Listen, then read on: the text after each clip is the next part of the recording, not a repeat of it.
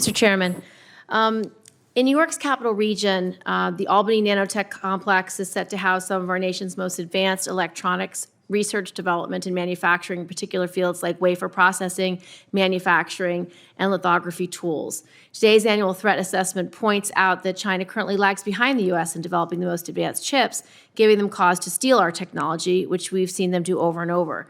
I included legislation in last year's NDAA requiring DoD to establish a pilot program to enable collaboration between the NSA's Cybersecurity Collaboration Center and the U.S. semiconductor manufacturers to improve the cybersecurity and semiconductor design and manufacturing process.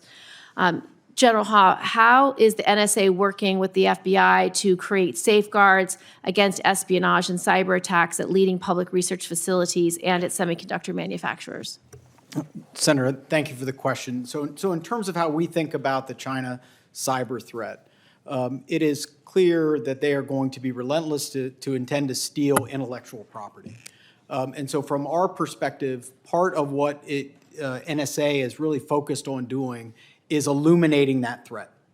So we have done a series of unclassified advisories with a number of partners, elements across U.S. government, 6 other nations, multiple companies, to illuminate that threat in a way that allows us to get now unity of action against that threat. Unclassified reports to allow increased unity of action. So from the FBI's perspective, they're a teammate in everything that we do that talks about the cyber threat within the United States. And from a specific look at semiconductors, critical technology that clearly China wants to catch up on. And from our perspective, an area that we will continue to identify those threats and communicate those both through the FBI and then through unclassified advisories wherever we can. Director Wray. I would just agree with everything General Hawk just said. I would just add to that, we have set up counterintelligence task forces in all 56 field offices, including in the Albany area. And NSA is a key participant with us in our national effort in that regard. And in addition to the unclassified information that can be shared through the good work that we do together, one of the advantages to the FBI engaging with private companies is because we get information from so many different sources. There are times when we can share information with a private sector entity in a way that helps protect NSA's sources and methods, just because that doesn't clearly get identified as this is something NSA told us.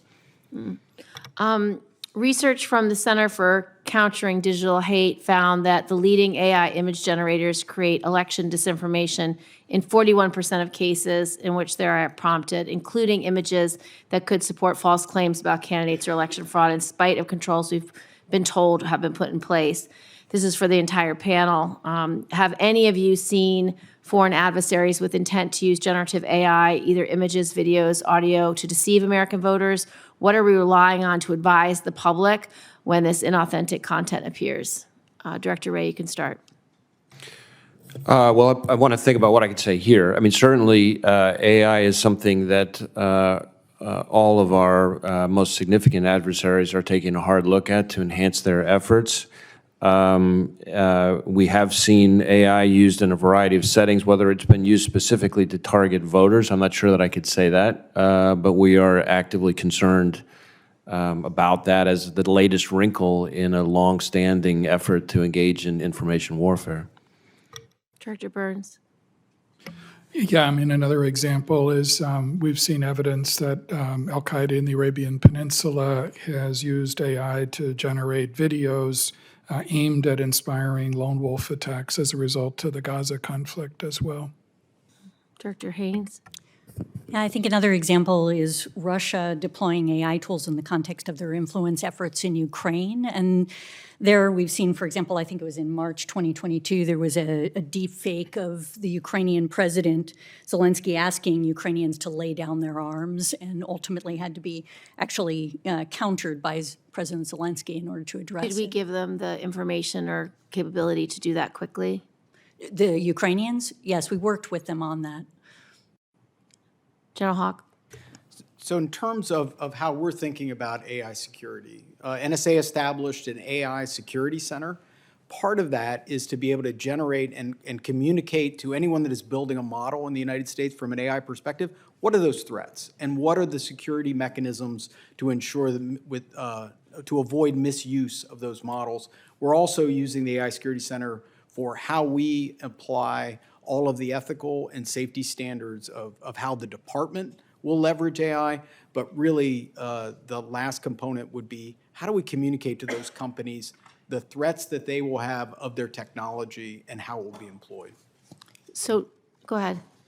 Sure, Senator, quickly, you're right to raise this as a threat, and I think our view of it is that tools like generative AI will essentially lower the barrier for actors, state and non-state, with fewer resources to engage in potential election interference. And General Kraus? From a DIA perspective, I don't think I would add anything to what has been covered here other than the counterintelligence portion of that has a touch point across everything that's already been mentioned.